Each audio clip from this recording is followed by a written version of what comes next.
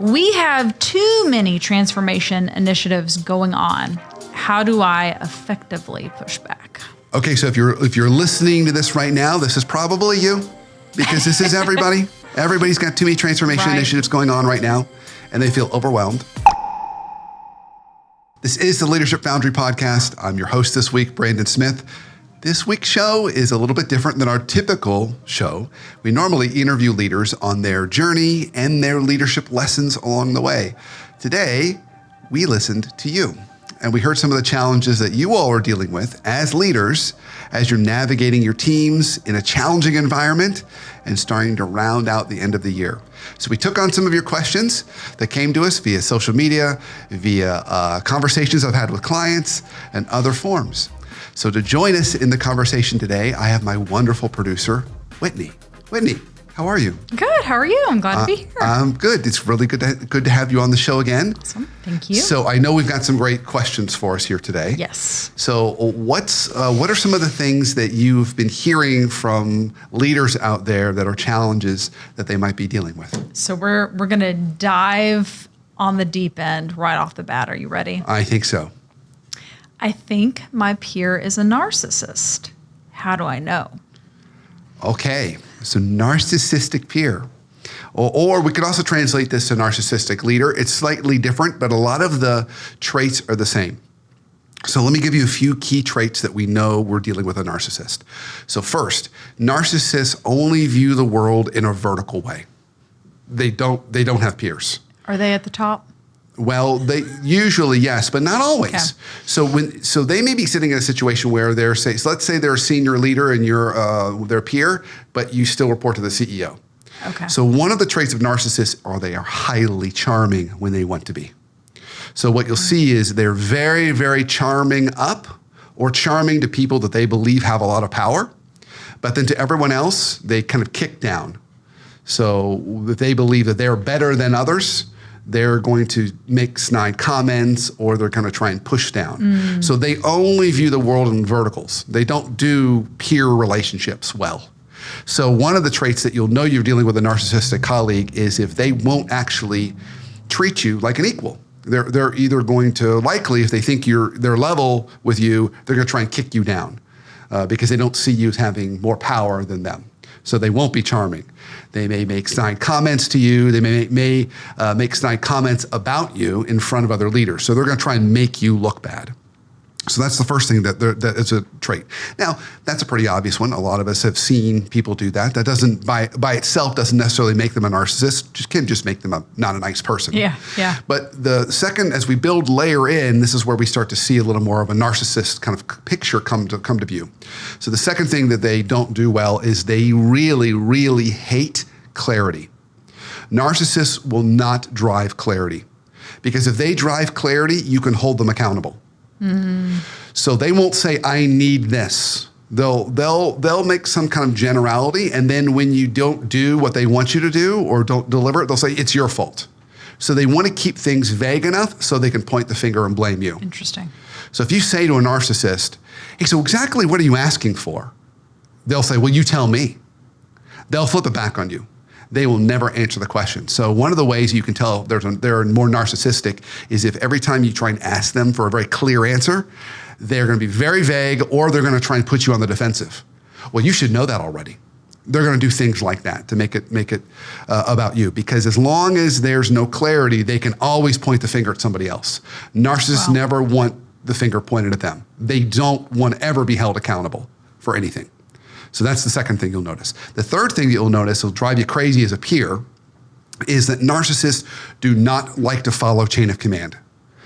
So what you'll find is if you're a peer of a narcissist, they'll go directly to your direct reports or your direct reports, but they'll typically pick off one or two of your direct reports they really like, and they'll try and woo them to make it like that they're their friend. So they won't talk to you to go to your team. They'll go directly to your team. And they also love to talk to people in off hours. They don't honor boundaries well. So you'll know that even more commonly if you're working with a narcissistic leader. You'll get a lot of phone calls. They love phone calls, by the way. You'll get phone calls on the weekends and in off hours because they want to catch you off guard and they don't honor boundaries. And that's another point that is a telltale sign of a narcissist. They won't ever put anything in writing. So you'll get all these conversations with them that'll be either hallway conversations or phone call conversations, but you'll never get them to put it in writing because an email can be tracked. The email can be copied, an email can be forwarded, they can be held accountable. So they'll have these conversations with you, and then you'll be talking to somebody else, and they'll pretend like nothing ever happened, and you'll say, well, you just told me that. And they'll say, no, I didn't. I never had that conversation. I don't know where you came up with that. Wow. So the whole gaslighting thing that we often hear with narcissists, that's what it looks like. So you'll see they'll never put things in email. Now, a final trait that you'll notice with narcissists, this won't have as much to do with you directly, but you'll notice it. This will apply to you more if you have a narcissistic leader you report to, is that narcissists always have to have someone who's good and someone who's bad. So you'll see that a true narcissist always has a golden child, someone who can do no wrong, and they'll lift them up like they're amazing. And they'll always have someone who's bad, someone who's in trouble, someone who they'll say behind closed doors, we need to get rid of them. They're horrible. We need to fire them. And the challenge is you'd never want to be the golden child because all you have to do is make one misstep and you become the person who's bad. So narcissistic leaders are very, very tricky to maneuver and navigate around because they do a lot of things which makes it difficult to work with. They're not clear on expectations. They don't want to partner with you. They're always jockeying for position, and they're always trying to woo others within your ecosystem to make them look better and you look bad. They spend more time on positioning themselves than actually doing the work. So if you see any of those traits, those are some challenges that you want to be aware of that you want to try and navigate around. In keeping with the peer-to-peer, is there a number one tip that you would give someone if they're like, okay, this person's definitely giving off these signs? How do they handle that? So there's a couple ways you can approach it. And so I'll start with kind of the safer play first, and we'll go a little more nuclear as we ramp up. So the obvious one is avoid them. I mean, they're dangerous and they're very sneaky and very manipulative and very skilled. So you don't want to play their game. So if you can avoid them, that's always a good first step. So if you can do the work without them, that's good. If you have to work with them, okay, and collaborate on projects, and if you're a senior executive on a senior team and there may be a CMO and you're the COO or whatever it happens to be, and you have to work with them, then you want to get them to put things in writing. So force them to put things in writing. Require it. And require that they only communicate with you and your team in writing. So you see if they start to go to your team, you need to go talk to your team and say, don't respond to them, don't have lunch with them. Make sure any communication they do with you needs to be in email and writing. So it's very, very clear. So that's kind of the second step. Now, if it really becomes problematic, then the third thing you can do is try and elevate what they're doing to make it more obvious to others. The greatest number one fear for a narcissist is to be found out. So narcissists are deeply insecure. So if you can publicly make it clear what they're doing, embarrass them publicly, that can also kind of damage their ability to function. So I'll give you a kind of a fun story to kind of end ways to deal with narcissists. So I was talking to a colleague of mine, and they were talking about a university setting, and they happen to have this one faculty member who was tenured faculty, and so they can't fire this person unless they do something extremely egregious. And they were in this school. It was a business school. It wasn't here where I live. It was another school in another part of the country. And this person was really causing issues, and the dean really couldn't do anything about it because they were tenured. And they were narcissistic, derailing a lot of the meetings. So what the dean did in order to kind of prevent them from behaving the way they were behaving. But remember, the dean can't fire them. So the dean took all the oxygen out of the room, and this is how they did it. He told the narcissist one day, he said, you know, we've been moving offices around. We've actually relocated your office, but don't worry, you're still part of the business school. But we're moving your office to the other side of campus. Your office is going to be in the School of Nursing.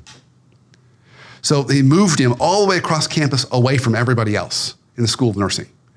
Still faculty member, still could teach classes, still got a salary. Nothing else was changed. He just moved his office, but moved it, ostracized him basically.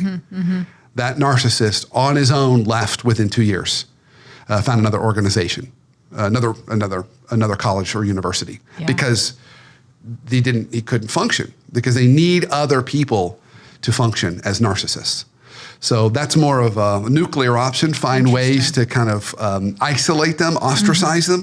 That will kind of shut them down, because they're not getting the oxygen they need to function. But that's more extreme. But the more shorter term version, try and avoid them as best you can. But most importantly, get them to put everything in writing. And you'll see really clearly that's your number one key to identify a narcissist. They'll refuse to do it. They hate clarity. They hate clarity because they can be held accountable, and they don't like being held accountable. Wow.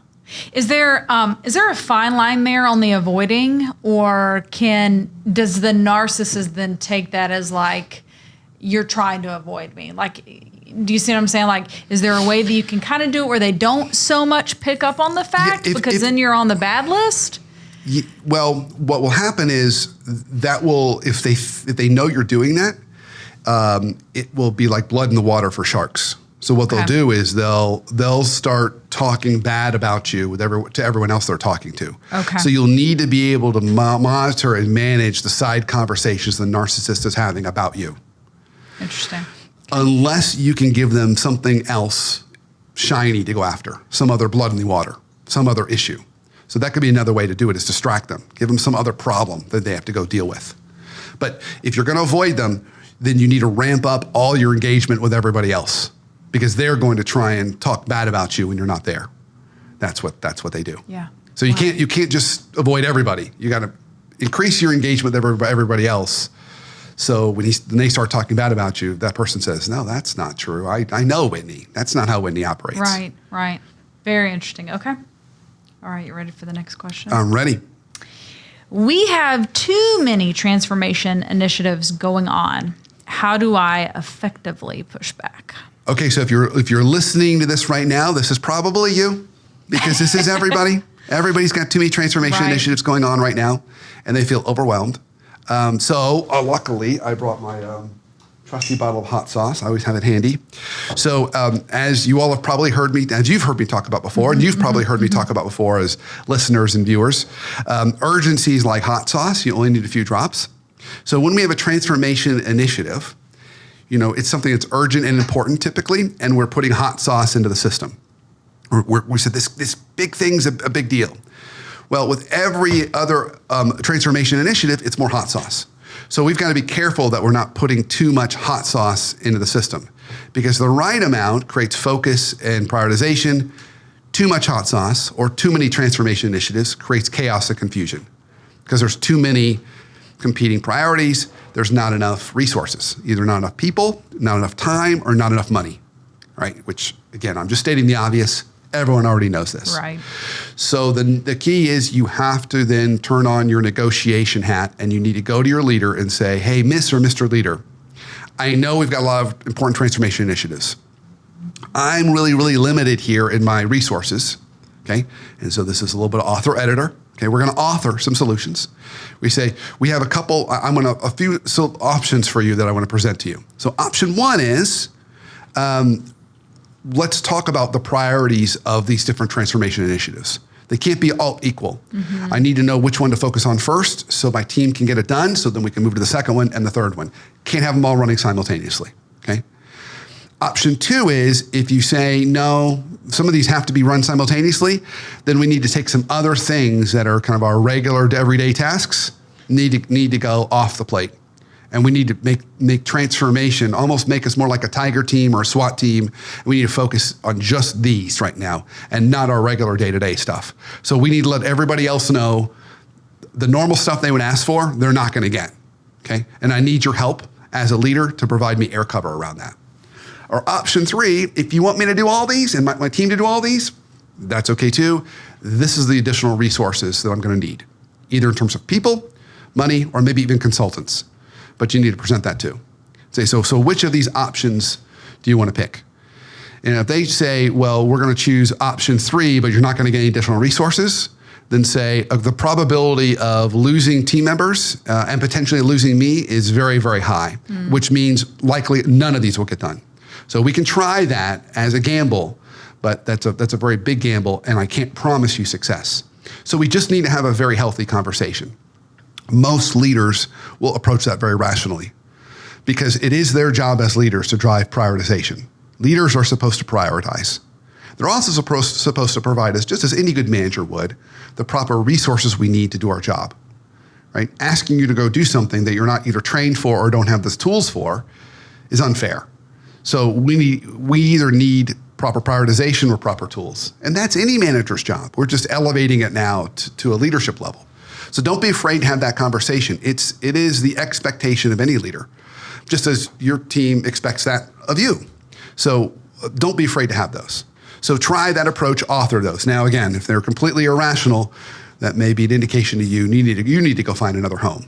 But offer kind of options like that. Option 1, option 2, option 3. Yeah. I love that. And I'm going to bring up the next question because I feel like this ties in.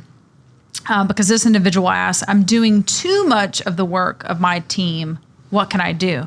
So I really feel like that's almost like that next step of, here's our further options and what's going to happen if you choose A versus B. Yeah.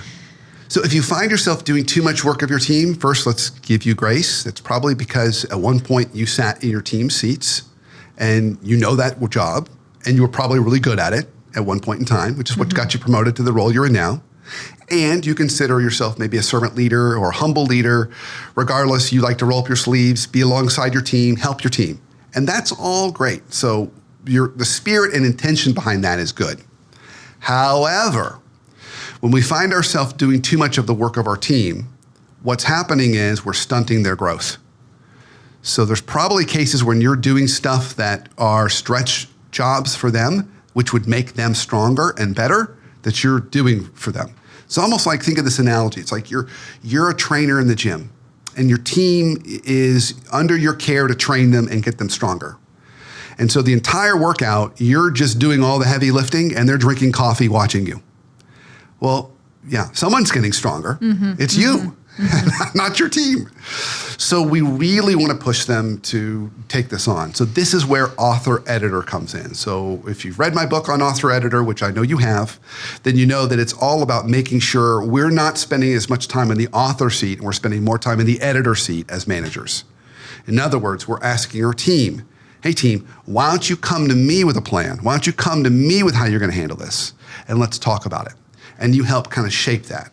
So the traits of the author are they take ownership, they show initiative, they display critical thinking. And we want that. And who doesn't want that for every member of their team? Like, that's what we want. We want our team to take ownership. They see a problem, they own it. They take initiative to solve it. And they're thinking through it.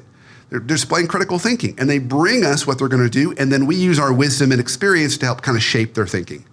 So ultimately, they would approach it just like we would.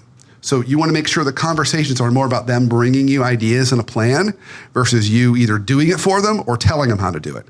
And that's one more important point around this. Doing it for them and telling them how to do it takes a lot more of your time versus editing. And it doesn't develop them. So we really want to develop them, because if our goal as leaders is to spend more time on the business rather than in the business, the only path there is to developing a high-performing team under you. So let me say that again. The only path to getting you on the business versus in the business is having a really high-performing team under you. And the only way to do that is to push it on them to solve the problems on their own. Get them stronger. Get them lifting heavy weight. So you're drinking coffee, watching them do all the heavy lifting, instead of them drinking coffee, watching you do all the heavy lifting. So I'd love to get your thoughts around when you start to implement author versus editor and you discover a team member who's unwilling to change chairs and become an editor. And this really comes, I was thinking of the analogy, hiding behind the screen, because I think that that's both in the office and, this hybrid workplace that we have. So what are your thoughts and insights on that, and how has that changed probably in the last 6 months to a year alone?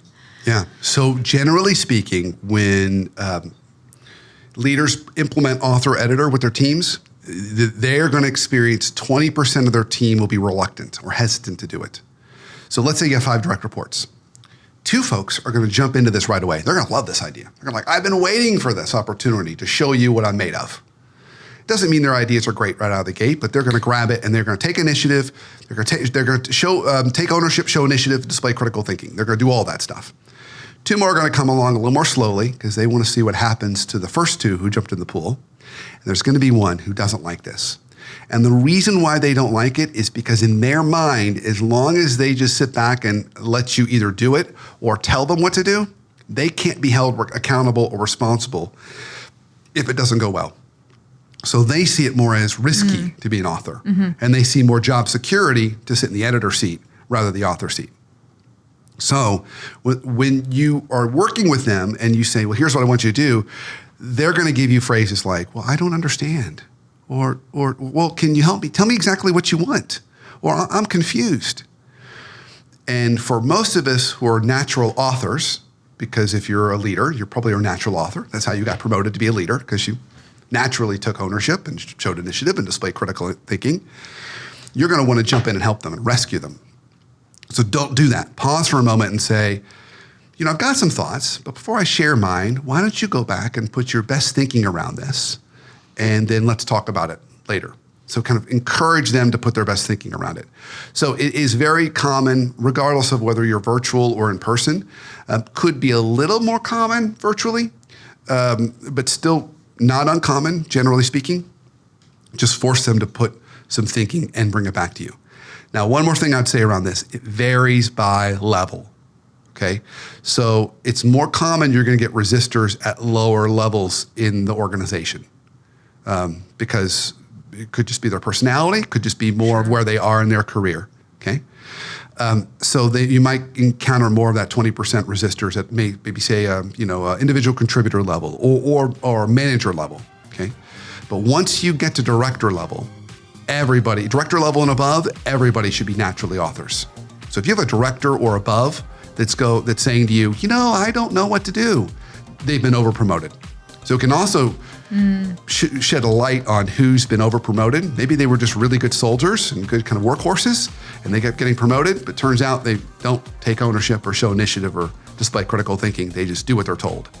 And this will show a light on that. So there have been cases when I've worked with leaders and turns out one of their folks has been over-promoted and they've had to reconfigure their role if that person doesn't change. Wow. These were tough challenges. Brandon, thanks for helping us navigate them. Yeah, thanks, Whitney, for sharing with me. And thank you for all your questions. Here at Leadership Foundry, we love helping you in any way we can. So if you've got other challenges or questions you want to send our way, feel free to reach out to me directly on LinkedIn or my colleague, Randy Hain. We love to hear what's challenging for you so we can work them into future shows.